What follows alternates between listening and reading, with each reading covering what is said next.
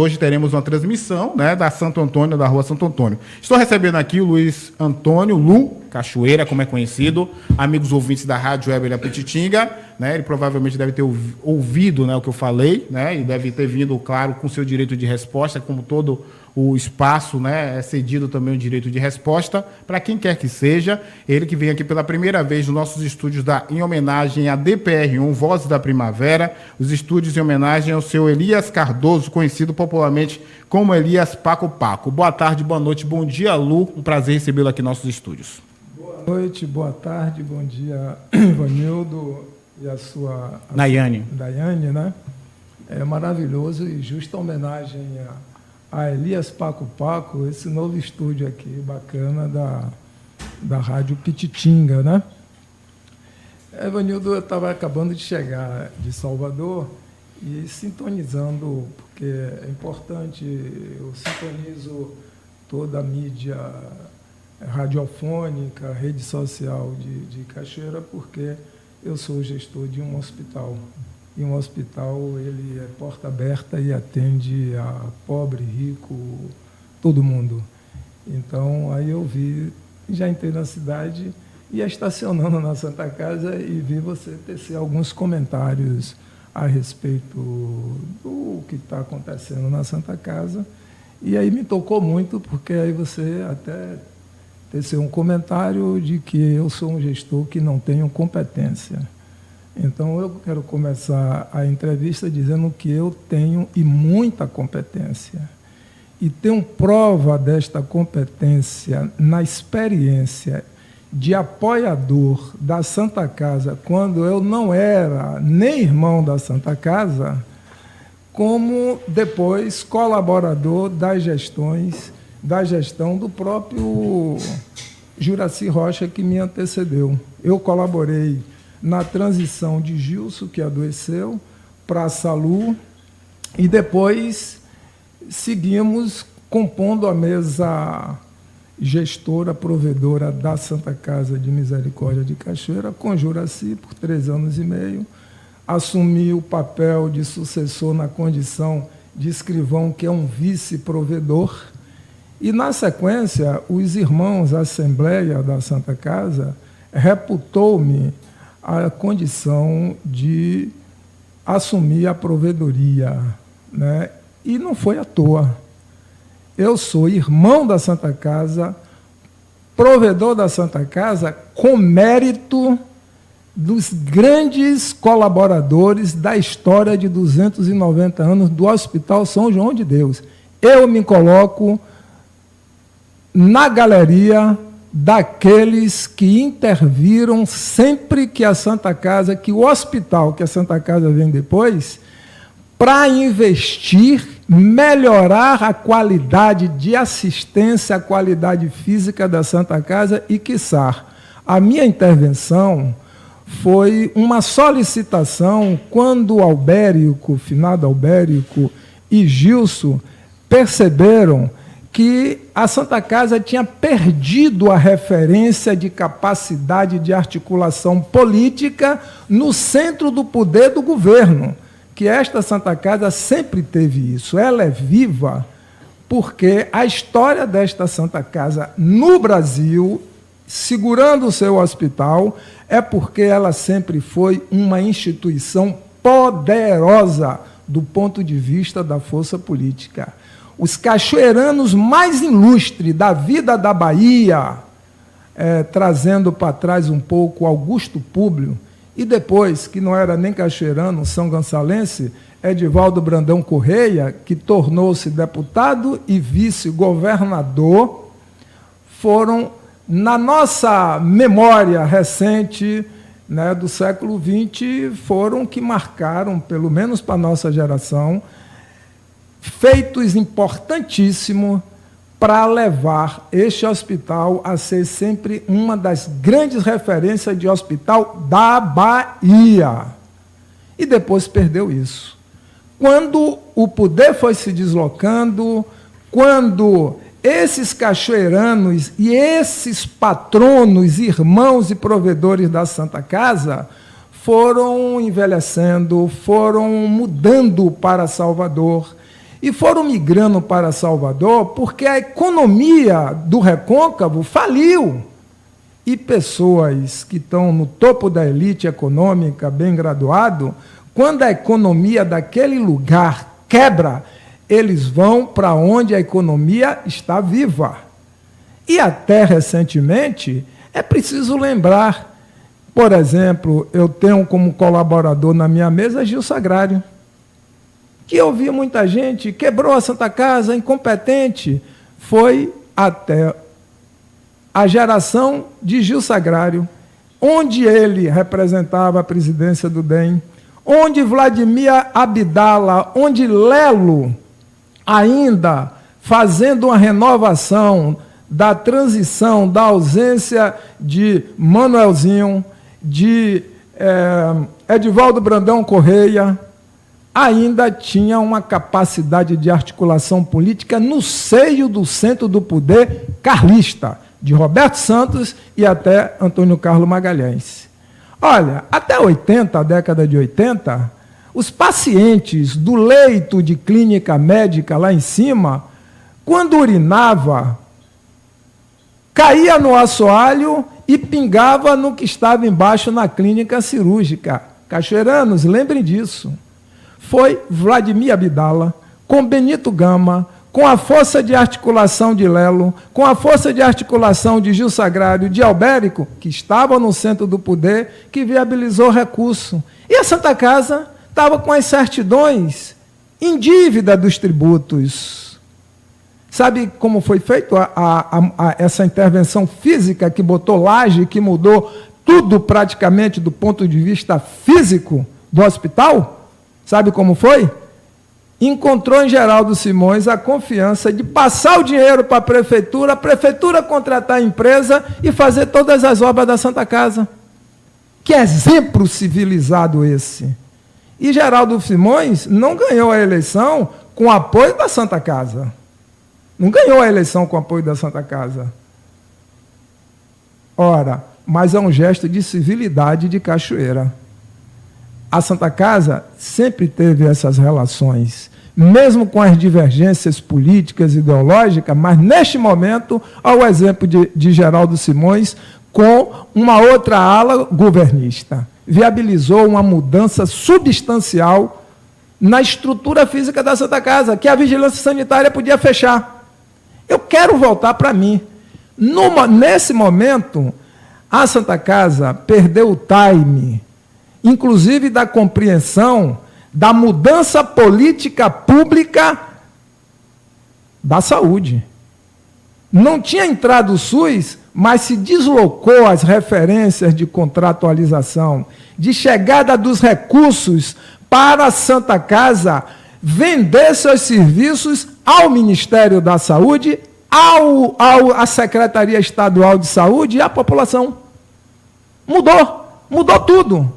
Sabe quem se apropriou dessa mudança? Bem, foi Tunico, foi Odilon. Que Odilon era persona não grata no corpo de médicos que estava instalado na Santa Casa. Odilon era persona não grata. Eu sou testemunha porque Odilon era estudante de medicina e eu era colega de quarto de Odilon com Jorge Melo. Odilon era do diretório de medicina, era de esquerda, né? Era lutador contra a ditadura, pelo ensino público e gratuito, e eu era um líder estudantil de peso na universidade, no movimento estudantil da Universidade Federal da Bahia. Nós dormíamos juntos no mesmo quarto. E Odilon, desde o primeiro ano, que queria ficar fazendo prática de saúde no seu hospital, e ele nutria eu, filho de Cachoeira, meu pai, que é o pai dele, Edgar Rocha, tesoureiro, eminência parda, respeitada na Santa Casa, o homem do dinheiro, nem conseguiu fazer com que seu filho fosse legitimado médico da Santa Casa de Cachoeira. Por quê? Porque o grupo que estava lá dentro era fechado e não queria jovem. Odilon era cabeludo. Odilon, aí diziam, fumou maconha, frequenta a casa velha, gosta de rock. Ah, é do movimento estudantil, que comunista. Ainda era, o que hoje está revigorando no Brasil. Era assim, e eu vivi isso, eu e Jorge Melo, E Odilon tem suas mágoas, que teve que ir para Canavieira, até para a tribo indígena, para começar a profissão. E depois foi abrigado num hospital pequeno, uma maternidade de São Félix. E se revelou, junto com o Tonico, hoje, o que é a Santa Casa de Cachoeira. Se apropriou politicamente das articulações, das relações. Eu me lembro que Odilon era de esquerda, apareceu no seu carro, Otto, candidato a deputado, Otto capitaneou a geração de medicina, os médicos, chegou a ser secretário de governo do Estado. São Félix se apropriou dessa força, dessa articulação e começou a fazer, lá em São Félix, o que Cachoeira fez o tempo todo aqui. Era o hospital de referência regional. Não tinha São Félix, não tinha Santo Antônio de Jesus, nem existia regional. Era isso que era a Santa Casa. Mas a Santa Casa perdeu na sua geração, no seu deslocamento. Morreu Lelo. Uma pena, porque poderia ser uma transição saudável. Lelo, provedor da Santa Casa de Cachoeira. Bem articulado com Galdino Leite, com Roberto Santos, com Carlos Santana, com o professor Yolanda, que é a viúva. E nós perdemos o time para São Félix. Equipamentos para São Félix. Oncologia para São Félix. Paulo Souto inaugurando quase todo mês uma visita e uma obra no Hospital de São Félix. Está errado? Não. Se transformou num hospital que tem de média até alta complexidade. E aí a Santa Casa passou a ser secundária na referência de governo. Sabe quem recolocou a Santa Casa de Cachoeira novamente nessa referência? Foi Lu. Fui eu. Foi a minha competência política, a minha confiança política na minha geração, que tem Sola, que tem Lídice, que tem Wagner, que tem Rui Costa, que tem Rosenberg. Fui eu. Foi o trânsito político meu que fez com que, no momento que a Santa Casa padecia, inclusive com sinal de fechar pela divisão sanitária do Estado da Bahia, porque a urgência e a emergência não estava mais confiável para ser atendido, dentro de um padrão da segurança do paciente. Era para ter fechado, mas o governo ia fechar um hospital com esses problemas, ia para onde a população? Ia para onde a população? O governo foi tolerante. O governo deu alvará provisório, que até hoje ainda é um alvará provisório. Até a gente fazer o que fizemos agora. A farmácia da Santa Casa, quando eu fui ajudar Gilson e Salu, era um depósito de remédio junto com material de lavagem, junto com pano de chão. É criminoso isso. No meu curso de gestão hospitalar, na Escola de Administração da Universidade Federal da Bahia, quando eu fui assessor de Jorge Sola, o Ministério me deu essa condição. Então, eu não vim fazer gestão no Hospital de Cachoeira, oriocô, como diz no Nagô, sem entender nada. Eu vim compreendendo o que é uma legislação de segurança do paciente. Por isso que foi comigo que eu induzi a Salu a implantar a classificação de risco num hospital deficitário.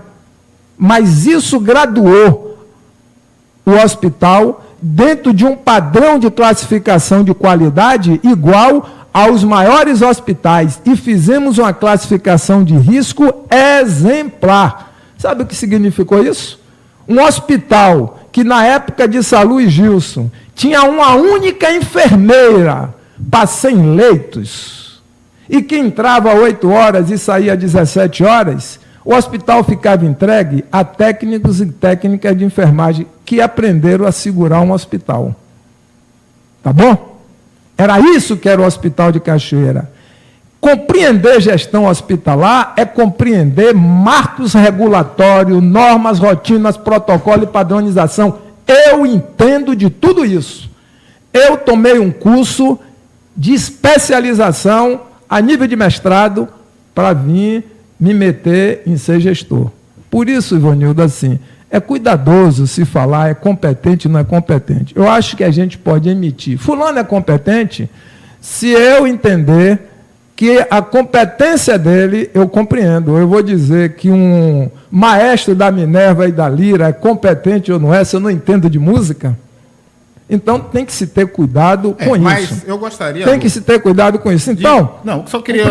Eu só quero colocar o seguinte: trazendo alguns parâmetros real e prático, para que se entender, que a população precisa entender o que é que nós estamos fazendo lá. Nós não estamos lá aventurando. A atitude que eu tomei frente aos problemas que eu estou acumulando hoje, enfrentando, é fruto disso. Por quê? Até os médicos da Santa Casa já estavam desabituados a serem médicos de uma instituição hospitalar que tinha regra. E os funcionários estavam acompanhando,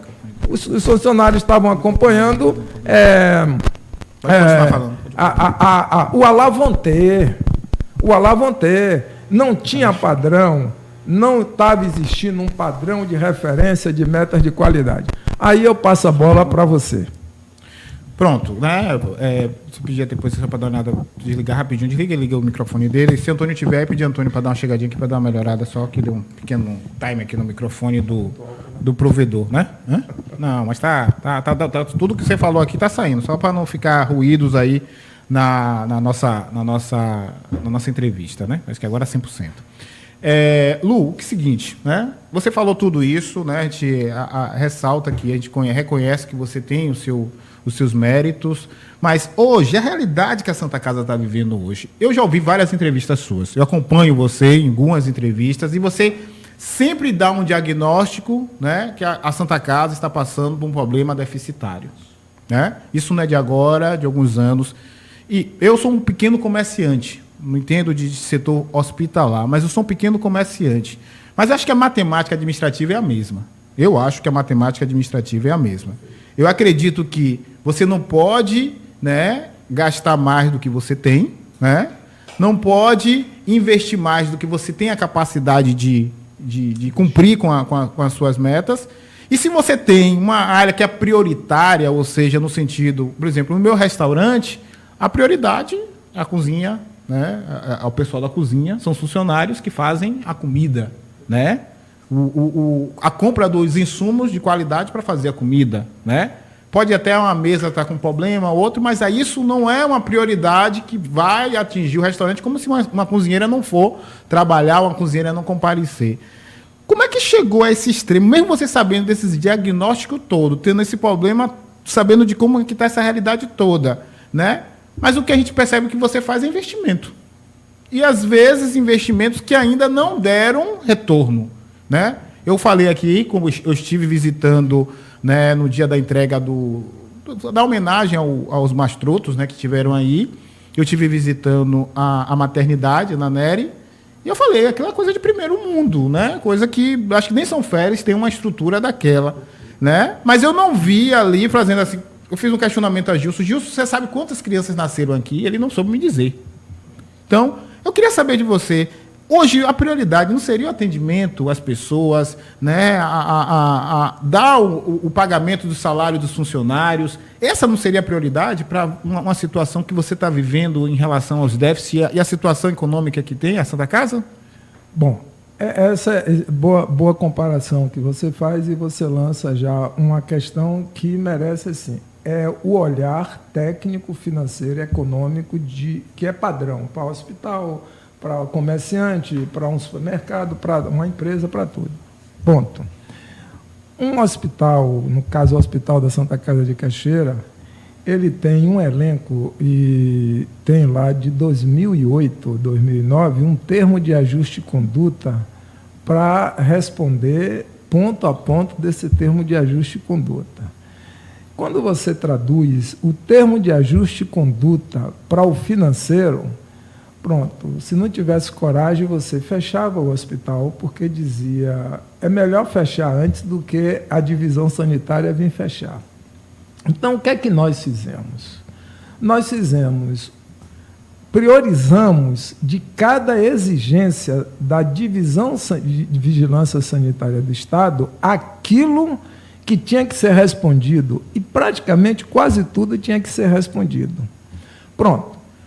Qual o déficit histórico da Santa Casa? Hoje ele está em R$150 mil por aí. Ele era 120. Subiu para 30 com aumento de salário, subiu para mais R$30 mil, impactando o aumento que nós demos na folha de pagamento, e aí vem o impacto inflacionário de medicamentos, né? Ou do conjunto de insumos, que você não pode pensar assim, o insumo é para a clínica médica, depois é para a clínica cirúrgica, depois é para a urgência e emergência. Os três setores, eles são importantes dentro do contrato do SUS. Para ter receita contratada, você tem que atender um volume X na urgência e emergência, um volume X ambulatorial, um volume X de internamento na clínica médica, na clínica cirúrgica e obstétrica.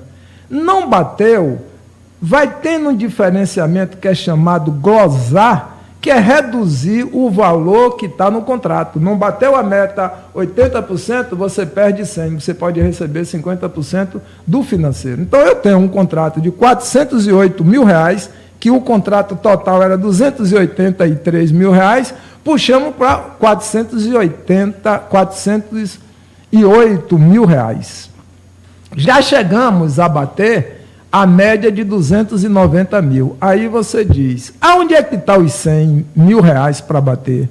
Em 45 mil do CPN, que era novidade, que vale a pena você incorporar no contrato, mas as exigências de portaria para a gente ter o retorno financeiro passou, e nós temos que investirmos fisicamente na requalificação, na compra de 3 camas PPPs, em tudo, porque aquela área ali era contaminante, não era nem azulejo, era um ladrilho, é um negócio estranho, não era nem para estar aberto.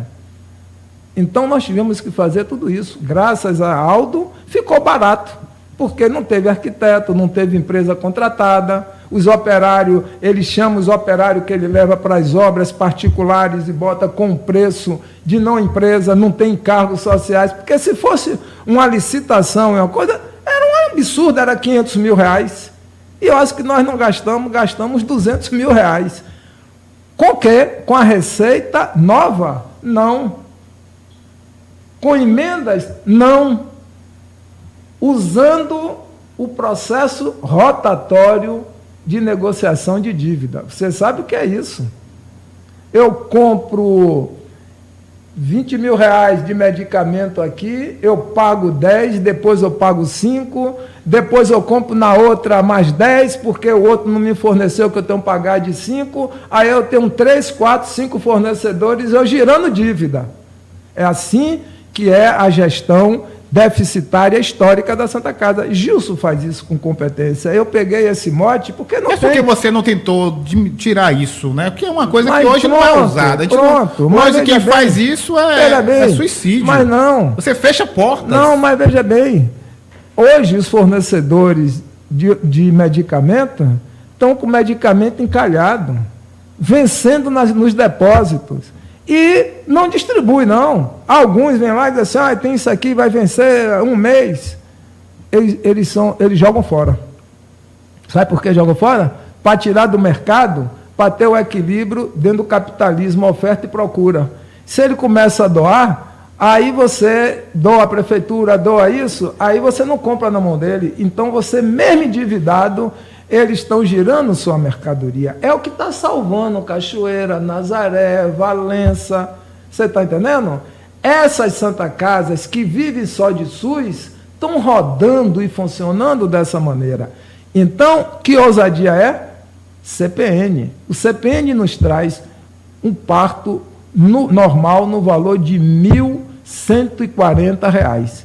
Quando nós fizemos essa intervenção, e com a colaboração de Maria José, que todo mundo diz, você está com uma mulher pagando caro. Se Maria José for lá para uma maternidade particular, com a competência que ela tem, fazer o que ela fez aí, ela vai ganhar 10 mil reais.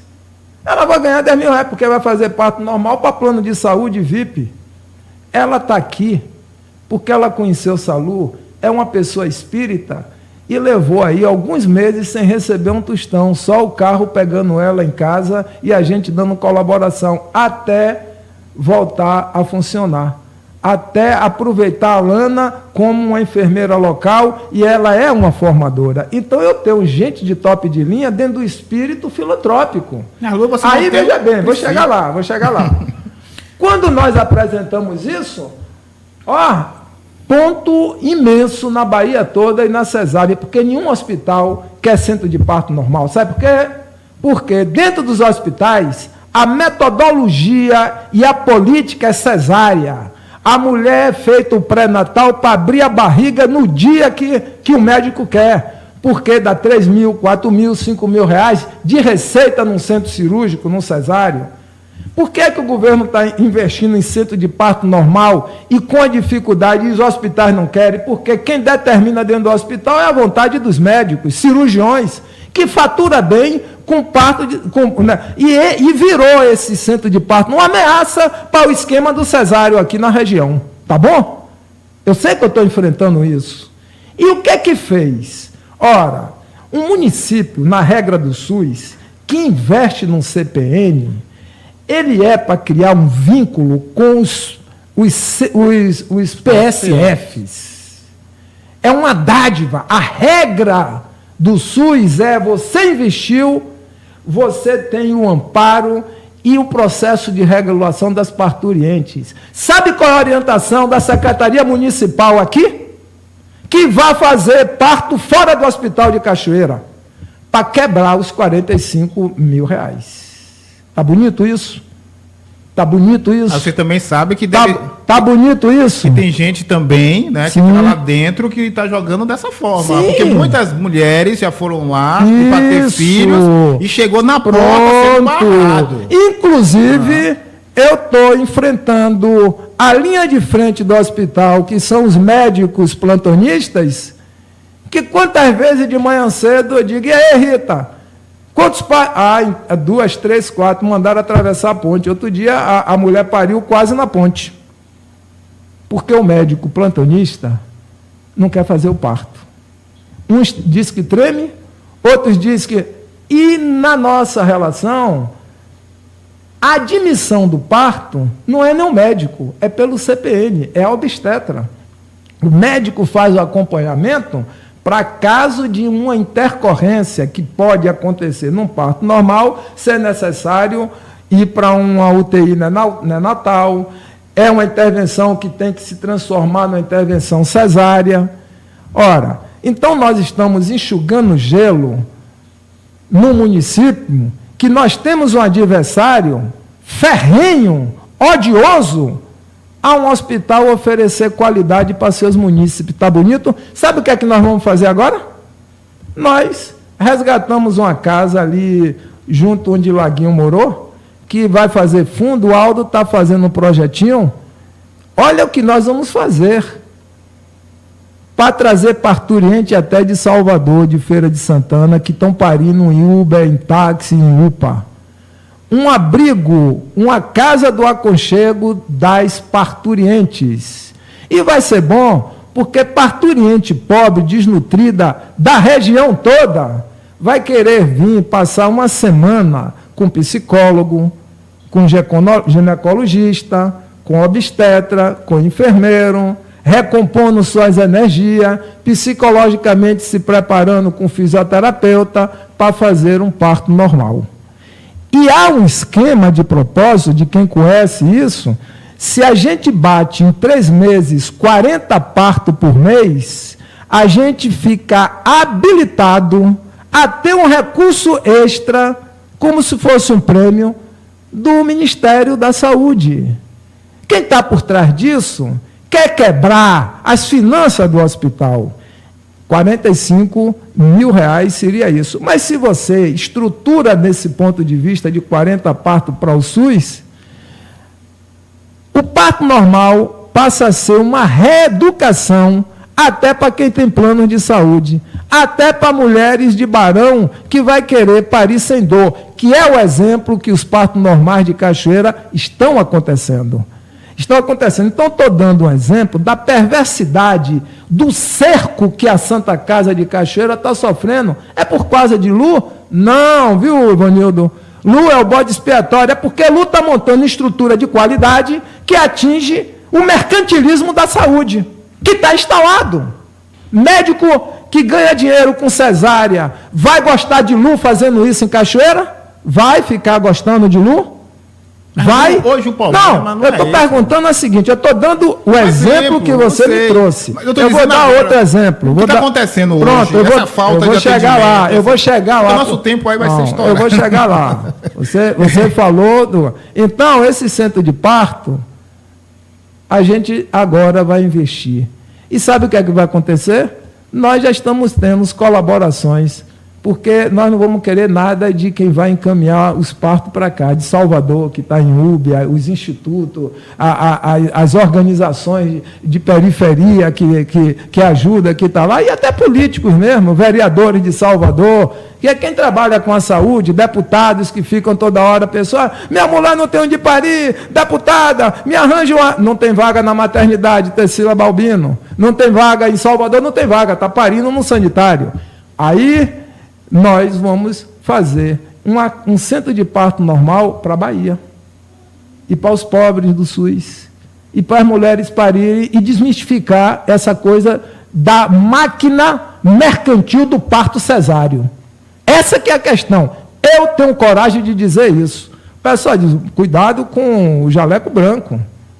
Por mim, ou eu faço ou não faço. Eu quero vir agora para uma outra intervenção que fez sangrar a gente. O transplante do coração desse hospital, nós fizemos primeiro do que o CPN. Foi sabe o quê? Onde é o coração do Hospital São João de Deus? Centro cirúrgico. E os médicos não? No centro cirúrgico. Então, os médicos, não é o coração do Santa Casa? Coração? Porque o que faz o pessoal médico casa? Você tem de Cuba, do Paraguai, da Bolívia, da China, do Brasil. Mas não tem médico na Santa Casa, não é o coração da Santa Casa? Como? Você tem um médico dentro da Santa Casa? Eu quero chegar no centro cirúrgico, eu não tenho problema nenhum hoje no centro cirúrgico. Mas hoje não é a demanda da população, o centro cirúrgico de Cachoeira. Não é demanda de quê? De Cachoeira. Não é demanda de quê? Demanda. Não é demanda de quê? Quantas pessoas morreram em Cachoeira com tumor, com câncer, com infecção, por mioma danificado? Quantas pessoas morreram porque não faz uma intervenção de vesícula? Você tem feito mais cirurgia fora do que de dentro. Não. A média de pacientes de Cachoeira acabou a fila. Quem dizia no SUS, ao cachoeirano e cachoeirana que tinha vaga no SUS, eram nas clínicas. Era nas clínicas dos cirurgiões. Não era o hospital de Cachoeira que abria as portas e dizia, vá lá reivindicar sua cirurgia. Hoje é. E depois, você vai para a regulação municipal e aonde foi que pactuou? Foi em Cachoeira, não tem vaga. Aonde São Félix, não tem vaga. Bota na lista única, não tem vaga. E aí a pessoa ficava mais dodói e até morria. Aí eu quero chegar lá. Mesmo com esse processo que você está fazendo de revolução da cirurgia, você não precisa da boa imagem da Santa Casa para que as pessoas possam confiar. Isso não está causando essa situação. Eu vou chegar. Não, mas veja bem. Eu tenho 12 minutos. Eu estou botando a competência de gestão. De gestão estratégica, porque gestão de sanear tudo e ficar o tempo todo rodando, paga o salário, não, estratégica. Estratégica é assim, dentro da crise do SUS, aonde é que essa empresa hospitalar vai se engrenar, inclusive nas perspectivas do acabamento do SUS, eu estou investindo nisso, para uma empresa hospitalar atravessar a crise que vai vir aí e ser autogestionária. e viver de fazer SUS, fazer particular e ganhar a confiança de quem tem dinheiro, ou de quem está em Feira de Santana sem fazer uma cirurgia e vir pagar num preço mais barato, de fazer um outro exame de endoscopia, você está entendendo? Dentro de Cachoeira, porque não encontrou nem mais em Feira de Santana, que já está tudo caro. Esse é o mercado aberto para esse hospital. Agora, você precisa encontrar os parceiros especialistas para fazer isso. Os que já estavam lá dentro do hospital não têm mais a idade e não tem esse vigor e essa visão de futuro. Aí a gente está preparando com equipamentos, está preparando com as instalações de primeira para SUS, até para qualquer outra coisa, trazendo o recurso de fora para dentro, para fazer o do SUS da região e para os pobres. Então, o centro cirúrgico me deu trabalho, porque a lógica de funcionamento, você tem um contrato de 80 cirurgias, que dá R$56 mil se você fizer as 80 cirurgias. Sabe quanto é que o hospital faturava no contrato? Fisicamente, sabe quando batia? Não passava de 40 cirurgias. Só batia 100 quando o Juraci, através de Odilon, botou o filho de Targino aí, que ele trazia o povo já todo organizado, entrava sexta-feira de tarde, saía de noite e fazia 20 cirurgias por dia. 40, 80, aí batia a meta. Garantia o salário de todo mundo. Garantia o salário. Sem isso, nós tínhamos os cirurgiões que determinavam: o paciente é de doutor fulano, o paciente é de doutor cicrano, passou na sua clínica, foi lá, eu posso fazer você pelo SUS, você vai morrer, eu só posso fazer particular, só daqui a 3 meses, e o hospital de porta aberta, barriga de aluguel, botando funcionário, abrindo equipamento, e faturava o quê? Então, e a meta do SUS não batia e podia perder o contrato cirúrgico. Então, o transplante foi aí. Quando nós decidimos, sem dinheiro nenhum, quebrar tudo, porque, inclusive, estava tudo irregular.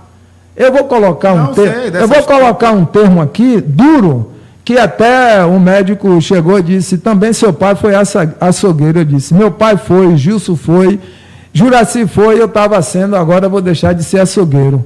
Por quê?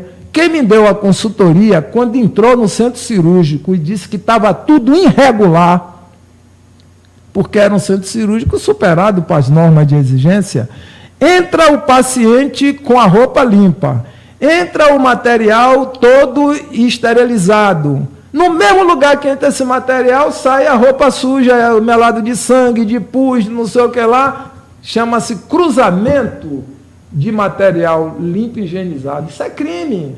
Nenhum médico que estava fazendo cirurgia nunca chegou e fez um documento que era coisa exigindo que mudasse isso. Eu que trouxe as consultorias, os colaboradores, que baixei na internet como é que funciona e deve ser as normas, os protocolos de centro cirúrgico, aí eu fui estudar. Eu não sou médico, mas eu baixo na internet as melhores experiências e normas e rotinas e protocolo. Baixa isso lá que tem, internet é para isso. E aí eu vou discutir com a enfermeira, eu vou discutir com o médico, eu vou ver o que é que a gente pode se antecipar. Foi isso que nós fizemos, uma revolução. E aí, na hora, eu vou reabrir isso com a barriga de aluguel funcionando. O anestesista que chega combinado, eu só posso de tarde, de tal hora, brigou com outro médico, sai da unidade com o paciente internado, e aí manda dar o recado ao médico outro, porque não gostou, aí começa uma fofocaria, que pegou dinheiro, que não pegou, que não sei o que lá, é uma confusão. Era isso que era lá dentro do hospital. Mudei. Quando reabriu com a enfermeira, que está passando de sabores venenosos, até estão espalhando que eu contratei uma enfermeira para o centro cirúrgico que tem diploma de técnica de enfermagem. Tá bonito? Tá bonito? Por quê? Porque é a esposa do anestesista que vieram morar em Cachoeira. Por quê? Porque você reabre 3 salas cirúrgicas, é um lugar onde você bate a meta do SUS, entra R$56 mil. E bate a meta do SUS em 10 dias. Você tem o hospital, o centro cirúrgico disponível para trazer qualquer paciente e médico que tenha cliente particular. É assim que funciona o português. Eu vou lhe dar um exemplo. Mateus Aleluia está para fazer a cirurgia de hérnia aí no hospital. Ele me chamou, não pensava nem nisso. Ele conseguiu um médico particular e o médico disse: olha, seu Mateus, o lugar mais seguro que eu recomendo para você fazer é no São Rafael. Quando ele foi procurar saber quanto é que ele ia pagar, a hospedagem dele no São Rafael, lá em Salvador, sabe quanto foi? R$8.000. Só a hospedagem, fora o acerto com o médico cirurgião. Ou seja, o médico cirurgião leva um paciente de R$8.000 de hospedagem e ainda fatura dele. O São Rafael, lá em Salvador, não vive de SUS, vive disso. Essa é a experiência que temos que montar. Agora tem que ter uma boa hospedaria, tem que ter equipamento, tem que ter médico competente. E eu acertei nesse médico de 46 anos. Sabe o que é que fizeram no último grupo, no último trabalho cirúrgico nosso? Nós somos surpreendidos, em pleno movimento cirúrgico, do presidente do CREMEB, que é anestesista, levando acompanhado do promotor de Cachoeira e de um outro especialista do CREMEB, que veio direto para ir no centro cirúrgico. Eu acho que disseram que deveria ser o boliviano, que não tinha CREMEB, ou que não tinha CREMEB. E nós sabemos de onde parte tudo isso. De onde é que está partindo essas denúncias para o CREMEB vir? É como eu vou dar um flagrante com um promotor, vai ser fechado. Por quê? Porque é um carioca, é uma carioca e é um médico que atua em outro estado, que eu levei com ele no CREMEB para fazer tudo regularizado de coisa. Agora, o cara ficou famoso. O outro, Gonçalo, denunciaram porque não tinha CREMEB, porque é o cara que estava tomando os clientela das clínicas de todo mundo, e o pobre fazia tudo, cirurgia, ginecologia, o cara era uma fera, mas ele não tinha revalida, tá ilegal, ele foi preso, mas fomos para a delegacia para salvar o cara. Hoje, o instituto que ele se revalidou não quer liberar ele de Santa Catarina por dinheiro nenhum. Se não, eu juntava Gonçalo com esse médico Jerônimo, ia ser show de bola para o SUS. Então, esse é um problema. Essa rede que está montada hoje, chantageando o hospital, denunciando em CREMEB, denunciando não sei aonde, é porque foi desmontada. Não sou nenhum abestalhado. Agora, vamos para a urgência e emergência. Esse é o problema. Pronto. Esse é o grande problema. Aí é que está. Dezembro, o que o SUS pagaria a gente no final de dezembro, da produção de outubro, pagou no dia 22. Ficou o funcionário sem Réveillon, sem Natal, só para receber o dinheiro no dia 22. Você veio aqui e falou toda essa parte. Mas vamos chegar. Vamos chegar. Hoje. Até abril, a gente estava recebendo 50% de Natal e 50% sem o governo nem avisar a gente, um desrespeito. Não foi a mim, não, é só a Cachoeira, não. A gente já teve uma entrevista, já tivemos isso. Tudo então isso. Eu vou chegar lá. Chegue hoje, pronto. Aí o que é que aconteceu? Plantonista, eu só tenho essa ponta para lhe pagar. A maioria dos plantonistas, quando nós começamos a retardar o pagamento, porque não tinha, plantonista vai para outro hospital. E foram. E aí dizia, me paga inteiro. Aí foi acumulando, eu não tenho. Eu fiquei com um grupo limitado que topou ficar fazendo plantão de rodízio e numa condição. Eu devo 30 mil a um, eu dou 10 agora que chegou essa competência, chegou 50%, eu dou 2, eu dou 3. Aí, não, mas minha conta, aí eles estão certo. Mas toparam ficar recebendo aqueles atrasados parcelados e eu criei um movimento de atraí-lo e dizer, eu pago parcelado atrasado e eu pago no dia do plantão o seu plantão integral. Então, resolveu o problema dessa maneira, até a gente tentar equilibrar a regularidade do coisa. Então, eu fui fazendo isso. Ficaram 4 médicos, se reuniu comigo e topou fazer isso. Depois teve um problema cardíaco, a família ele está stand-by. Ficaram 3, rodando dessa maneira. Lá para determinado dia, nós só vamos trabalhar agora por R$ 1.800 o plantão.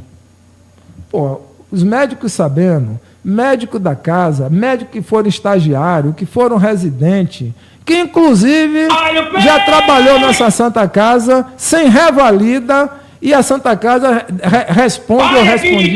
respondia problema. Quer dizer, um médico feito com a ajuda da Santa Casa, virou médico, tem revalida. Lu, tem eu tô dando tem condições de a gente continuar essa conversa amanhã, porque meu tempo já estourou. Não, né? Meu tempo já entrou já. Não, tá bom.